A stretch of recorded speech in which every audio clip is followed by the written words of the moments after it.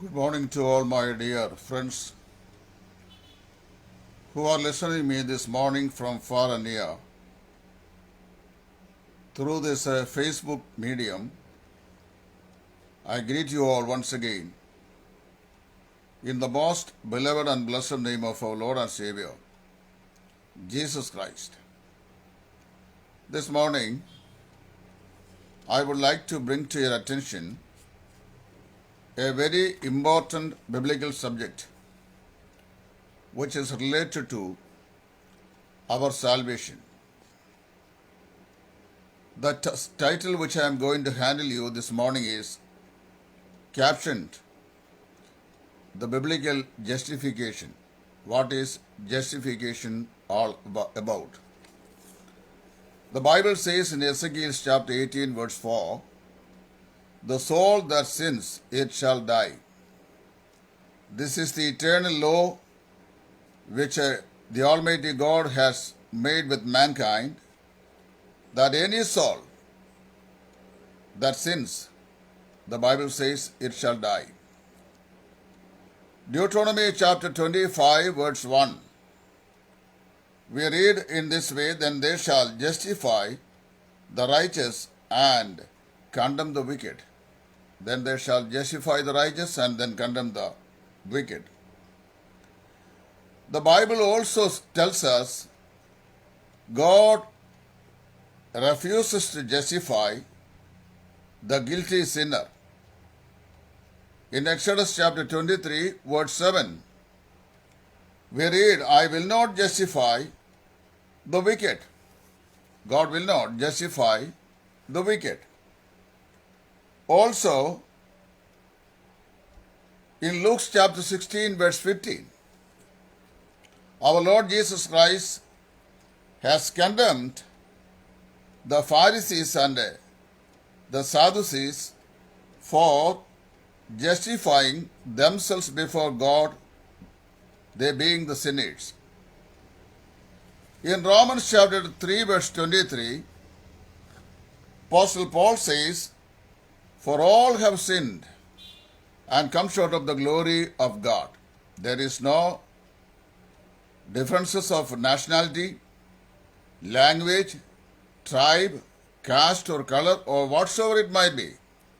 The Bible says that for all have sinned and come short of the glory of the Almighty God. So there is no man exempted from this condemnation, because the Bible says as a result of sin, Romans chapter 6:23 tells us that for the wages of sin is death, but the gift of God is eternal life through Jesus Christ our Lord. This morning, what I want to bring to your notice is that every man who is born of a natural father and mother under the sky, Bible says that is a sinner, and every sinner needs salvation and justification before God. This morning, what I am going to emphasize here in my speech is regarding justification. What is it all about?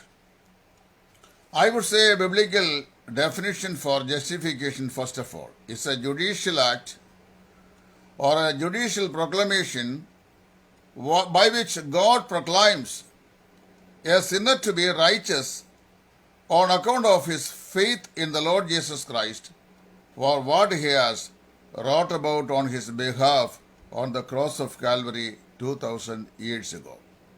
I will simplify it in this way. When a sinner comes to the Lord Jesus Christ by faith in him and confesses his sin unto the Lord Jesus Christ, saying that I am a sinner and I am condemned, that means I am under condemnation, nobody can save my soul because I have sinned unto my Creator God, and therefore I cannot escape from the divine punishment. Whereas I understand that Jesus Christ, God's only begotten Son, whom God sent to this world 2000 years ago in a form of body, human body, that he climbed upon the cross and died on my behalf, and I acknowledge that it is my sin, or it was my sin, which had drawn the Lord Jesus Christ unto crucifixion. The very moment what God does is that He counts the righteousness of Jesus Christ into the account of the sinner, whereas the sinner is declared to be righteous on account of his personal faith and his confession upon the substitutionary death of Jesus Christ on the cross of Calvary. This is biblical justification. But it is very pathetic to say that many people, they don't understand what's the meaning of the word justification, and then they are crying through social media that one can lose his salvation. This is a very dangerous doctrine. The people who are speaking against the eternal salvation which God has made to mankind through Jesus Christ, if somebody says that man can lose it, it's a very grave and dangerous doctrine. In Micah chapter 7 verse 18 and 19. Now before I come to that, I would say that what are the contents in justification? There are two contents at least conceived in the matter of this justification. That's first of all is forgiveness of sin and the removal of the guilt and punishment. Forgiveness of sin. How one can be forgiven of his sin? Bible says any sinner can be forgiven of his sin and guilt if he or she personally believes in the redemption which God has made through Jesus Christ.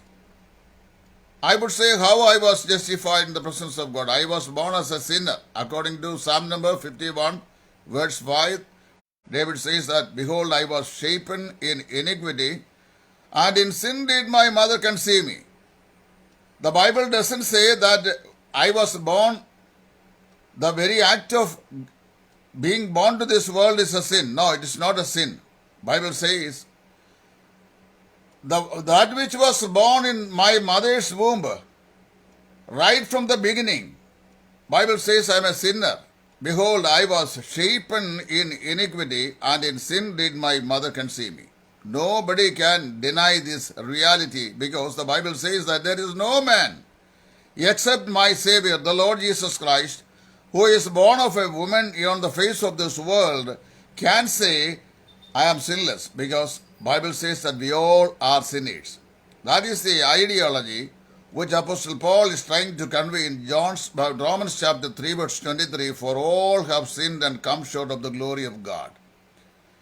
So there is no exemption for any man in the whole world, because the whole world comes under the condemnation of God because of the inborn sin that every man is having. Therefore, the Bible says the forgiveness of sin and the removal of its guilts and punishment is the first content in the matter of justification. God has to forgive our sins. We are in the book of Mark, the Lord Jesus Christ, in Mark chapter 2, when Jesus Christ had pardoned the sin of the man who was carried by 4 men, who was a crippled. And he said, son, your sins have been forgiven. Your sins have been forgiven.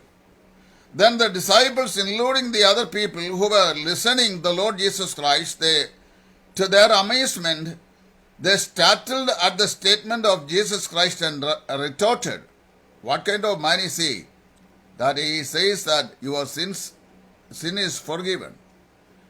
Who can forgive sins except for God?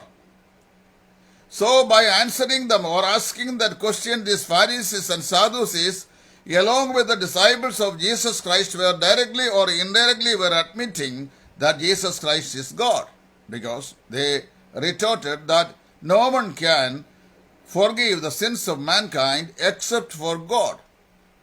That is what the Bible says. So Jesus said, through their confession or their retortion, what they have made it plain that they were admitting that Jesus Christ is God. Jesus Christ is God, because God can forgive sins. So I will tell you this morning, no man can forgive the sins of a man. No priest can forgive it. No metropolitan or bishop can forgive it. No pastor or evangelist or elders can forgive it. No other human being, a third party, can forgive the sins of man. But the Bible says God can forgive sins. And God can also remove the guilt of the sin. You know what is the guilt of sin? Guilt of the sin is the conscious awareness of a person pricking within his mind that he is a sinner and he is not qualified to stand in front of God. That is the idea of guilt. Psalm number 32, David says that blessed is the man whose sins are forgiven and the guilt is removed. Whose sins are forgiven and the guilt is removed. So, first of all, in justification, what God does is that He forgives the sin of the man, and also He removes the guilt and punishment. For a holy and righteous God, to forgive sin is not a small matter. We should not diminish the character and the works of the Lord Jesus Christ, which He has done for us or for on our behalf on the cross of Calvary. And it says that God in His essential nature, He is a holy God. Bible says He is a holy. For a holy and righteous God, to forgive sin is not a silly matter. The truth is that God actually delights in forgiving and cleansing iniquity. How does He do so? The Bible says, whenever a person confesses his sin unto the Lord Jesus Christ, the Holy Spirit of God washes his sin with the precious blood of Jesus Christ. The blood of Jesus Christ, John says, that cleanses all our sins away. So it is the blood that cleanses our sin. Nothing else can do it. Gold and silver cannot do it. The human work cannot do it. You and I are justified not because of works. In Romans chapter 5, Apostle Paul says that we are being justified by our faith. Having been justified by faith, we have proximity to God. That means unless otherwise we have not been justified, we would never be able to or be qualified to stand before God, because the Bible says God abhors sin because He is a holy God and man is a sinner. And he is under God's wrath. Unless the wrath is removed and the guilt is removed and the sins are forgiven, a sinner cannot have a right standing before God. So Paul says in Romans chapter 5 verse 1, having been justified by faith that we have proximity with God. What is proximity? Proximity is nearness. That boldly, fearlessly, dauntlessly, we can approach God through His Son Jesus Christ, having the assurance that my sins have been forgiven because I have trusted the Lord Jesus Christ as my personal Savior and Lord. Micah chapter 7, verse 18 and 19, Micah the prophet says, who is a God like unto thee that pardons iniquity and passeth by the transgression of the remnant of his heritage. He retaineth not his anger forever, because he delights in mercy. He will subdue our iniquities, and thou wilt cast all their sins in the deep depths of the sea. The Bible says that God has put our sins in the depths of the sea, that no man can go and trace it back. And Bible says in Isaiah chapter 38 that God has thrown out our sins behind God, that behind Himself, that means behind eternity. How can you and I find out the beginning of eternity? That there is no beginning to the eternity. Eternity is eternity. And God has placed our iniquities and sins behind Him, means that He has thrown it out behind the eternity, that no man go back and then trace it back. Nobody can trace it back. We have such a confidence that the Word of God says. In Acts chapter 13 verse 38 and 39, Acts chapter 13 verse 38 and 39, Dr. Luke says, be it known unto you therefore, men and brethren, that through this man is preached unto you the forgiveness of sin, and by him all that believes are justified from all things from which ye should not be justified by the law of Moses. Because the Bible says the law of Moses could not justify any sinner, because It was impossible for the Lord to save and justify a sinner. So through this one man is who took upon himself all our iniquities and sins. As Isaiah 53, it describes that God has laid on him all the iniquity of us all, and he was pleased in us to save us from the clutches of sin and even from the penalty of sin, counting our sins in the righteousness of the Lord Jesus Christ, which Christ has wrought about by his death on the cross of Calvary. I thank God for this tremendous act which God has done on my behalf on the cross 2000 years ago. So first of all, the content of justification, the Bible says that is the forgiveness of sin and the removal of the guilt or of punishment. And secondly, the imputation of Christ's righteousness. As I reminded you just before that you and I are sinners. I being a sinner, I have no proximity or approachability to a holy God. But God wants to take you and me to the Lord, to God himself, and we should have that proximity and approachability. In order to do that, that God sent Jesus Christ as a mediator between man and God. And Jesus Christ became a mediator between man and God. The Bible tells it so. You and I have to understand the meaning of that mediatorship. That Christ stood on our behalf.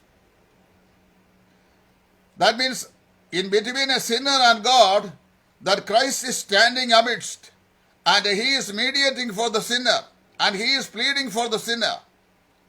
And then he died on the cross. When he died on the cross, taking upon himself all the sins and iniquities of mankind, and when he executed the justice of God by offering up his body and his life on the cross, that God was appeased in his sacrifice.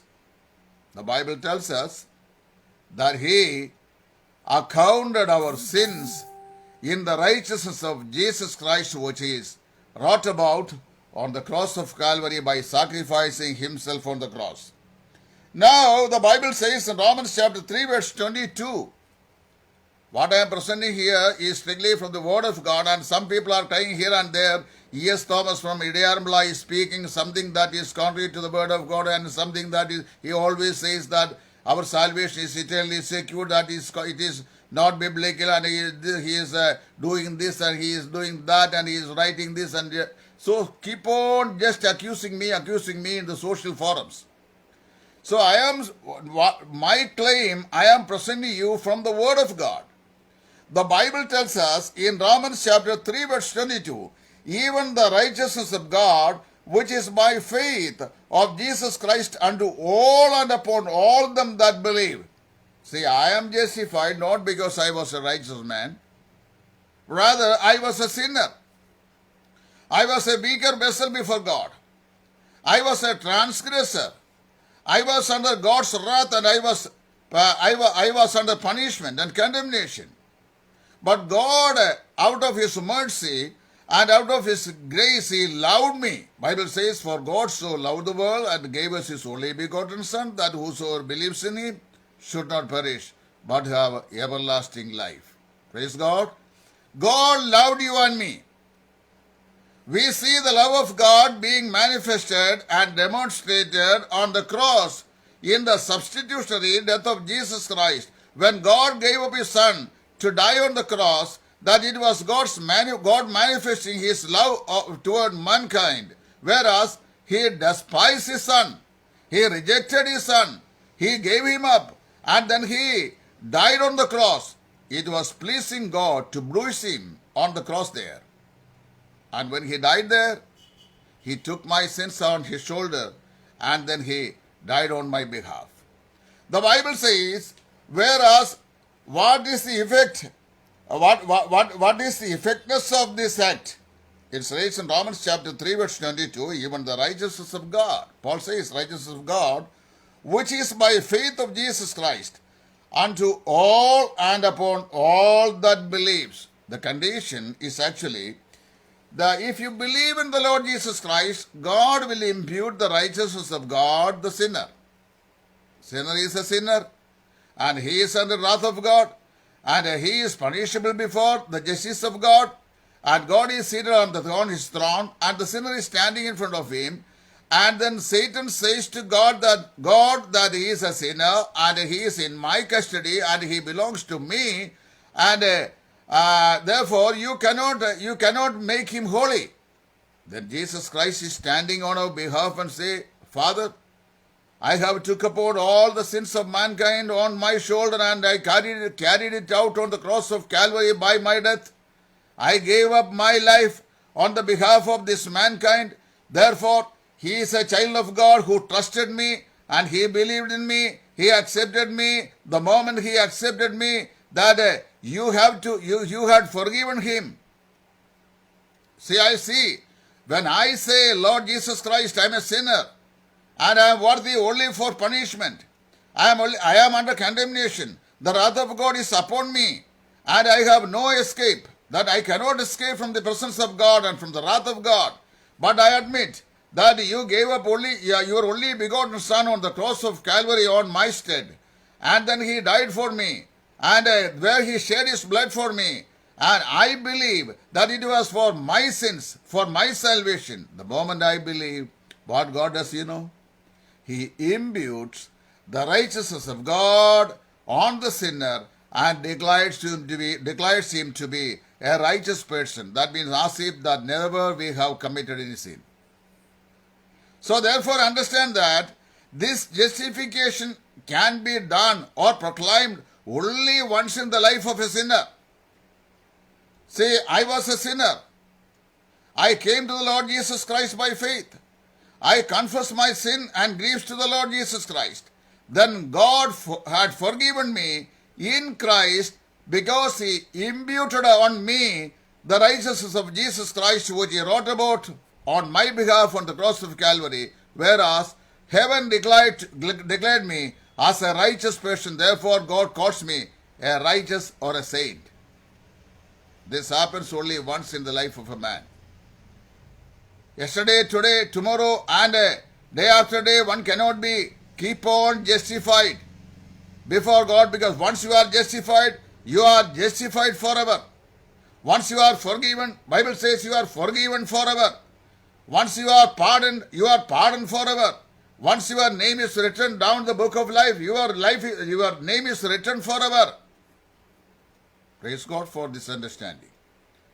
Some people who have no basis of the doctrine of salvation, some people who questions and doubts the works of God, the works of God's salvation, they keep on crying that one can lose his salvation.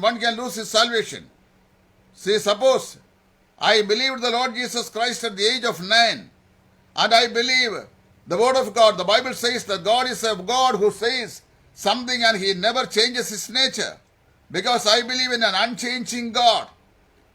My Bible says in Hebrews chapter 13 verse 8, Jesus Christ the same yesterday, today and ever, forever, that he never changes. And the book of Isaiah, prophet Isaiah says, I am your Lord God, I am a zealous God, I shall not change. He is an unchanging God. He is an unchanging Jesus. The unchanging God, the unchanging Jesus says, I have pardoned you.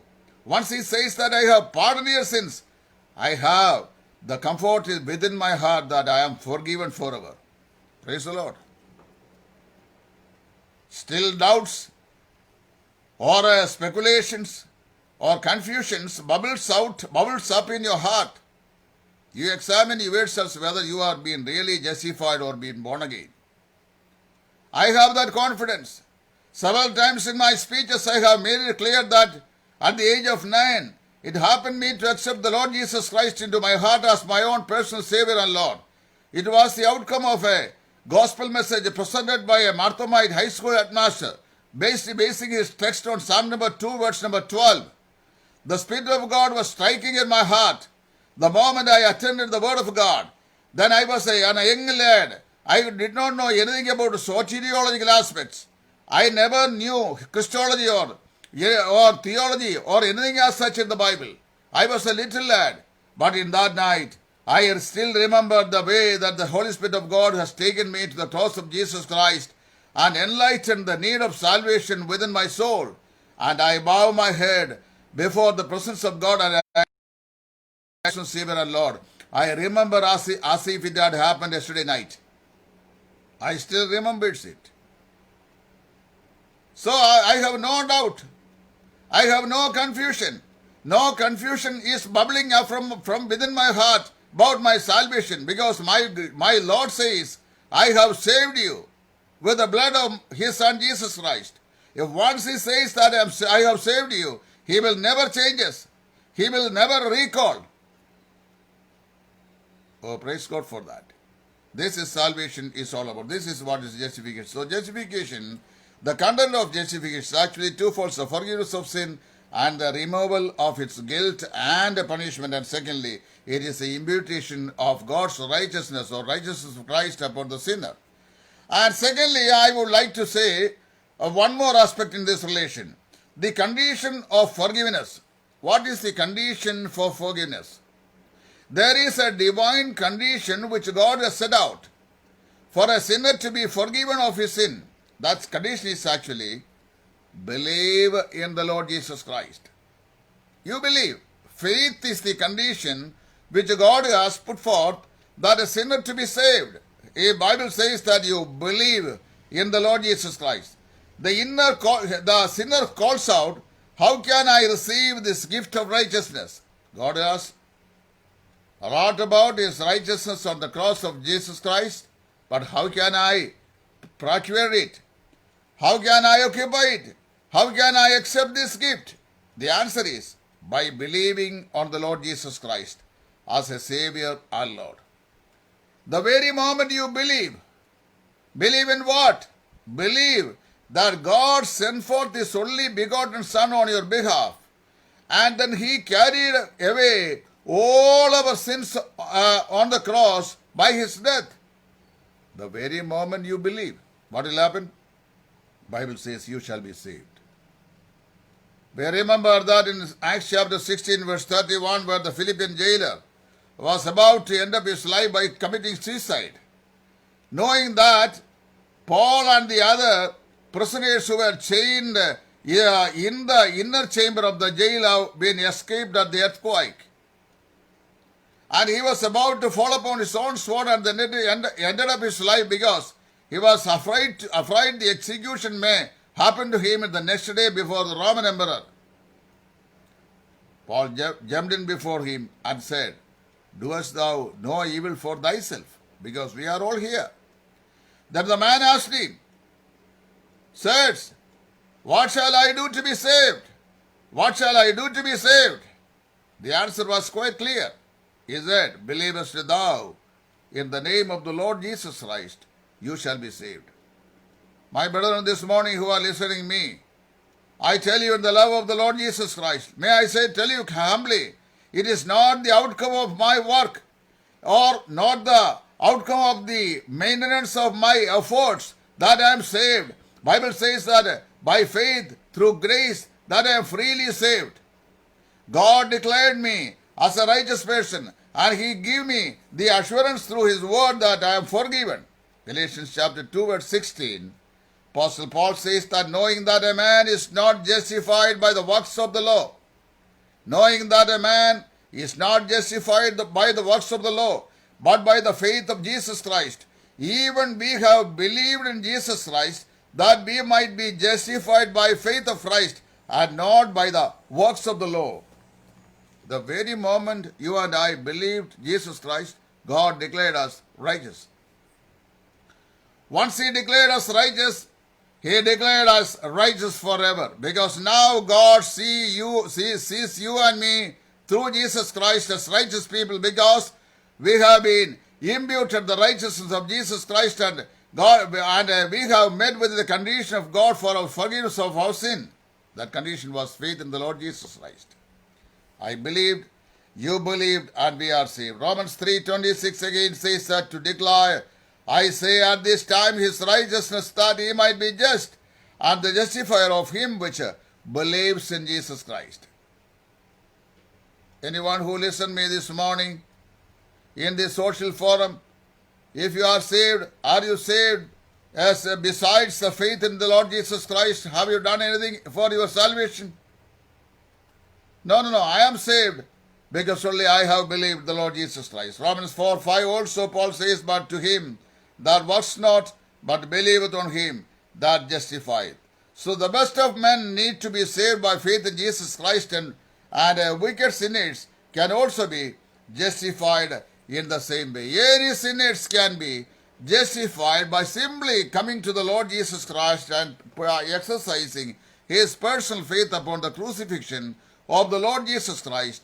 The moment heaven declares him to be righteous and he is saved, and there is no more condemnation on him. Therefore, we read in Romans chapter 8 verse 1, now there is therefore no condemnation to them that are in Christ Jesus. How could I not say that anathema, the people who cries out through social medias, always saying that one can goes out of the salvation which God has given him and stamped on him eternally. Very pathetic. Bible says, I give unto them eternal life, and they are not perished. I give unto them eternal life, and they are not perished. So the content of justification is the forgiveness of sin and the removal of the guilt and punishment. And secondly, it is the imputation of the righteousness of Jesus Christ. And thirdly, the condition for the forgiveness, the Bible says, that's the faith. Any sinner, irrespective of the nationality, caste, color, or religion, or linguistic differences, call upon the name of the Lord shall be saved and be justified, the Bible says. I would tell you 4 important points more and then close down this session. The means of justification. What are the means of justification? I have noticed here, noted down here, 4 different means of justification. Number 1, by God. He is the author or daughter of justification. It is not the human beings or somebody else, some institutional heads or institutions or churches or pastors or bishops or elders or presbyters that saves a sinner and justifies him. The Bible says it's God who justifies the sinner. So he does it. So who shall lay anything to the charge of God's elect? Paul is asking, who shall lay anything to the charge of God's elect? It is God that justifies. It is God that justifies. God alone can cancel your justification. If I am appointed to a secular office by the President of India, directly without any interview, nobody can cancel my appointment except for the President who have appointed me that secular commitment. If that is the case with a frail man, a human being, and that is the solidarity and the assurance of a commitment or a placing of an office by a nominal man, then you think about how Almighty God places a man. And the Bible says that it is God who justifies. And justification is therefore a judicial act performed by God the Almighty. And secondly, we are justified by grace. God has justified us. And secondly, the grace has justified us. And the Bible says that grace is the foundation or source of our justification, without which that no sinner can be justified. Romans 3:24 we read, being justified freely by his grace through the redemption that is in Christ Jesus. It is by God's grace that he saves us and he justifies us. And Titus chapter 3 verse 7 also it says that being justified by his grace, we should be made heirs according to the hope of eternal life. See, having been justified by grace, that we have received the hope of eternal life, not the life that will lose in between. The hope of eternal life. And then thirdly, we are justified by the blood of Jesus Christ. Romans chapter 5 verse 9, Apostle Paul invites the attention of the readers in Rome, telling them much more than, being now justified by his blood, we shall be saved from wrath through him. Once we are justified, God is giving us the assurance that we are saved forever and justified forever. And finally, by resurrection. Resurrection is the acknowledgement or proclamation of our justification. Romans chapter 4 verse 25, Apostle Paul says, who was delivered for our offenses and was raised again for our justification. He was delivered for our offenses and was raised again for our justification. Thank God this morning we are being justified by the Almighty God who changes not. And we are being justified by the grace of God which has showered on us. And we are being justified and washed away all our sins by the precious blood of Jesus Christ which is shed on the cross of Calvary. And finally, by the resurrection of the Lord Jesus Christ, we are being justified. May God bless you and help you understand this biblical concept in the way that the Spirit of God has brought it about in the Word of God, which stands forever. And be assured in your mind that once you are saved eternally. No man can pluck you and I from the arm of God, the hands of God. Because in John's Gospel chapter 6, the Lord Jesus Christ said, the Lord, for all whom the Father has given me, I have given back to my Father's hand, and from whose hands that no man can pluck them away. Praise the Lord. The people who are crying about the losing of salvation is because they are not assured of the security of their salvation widely. The Holy Spirit of God has discussed in the Holy Bible.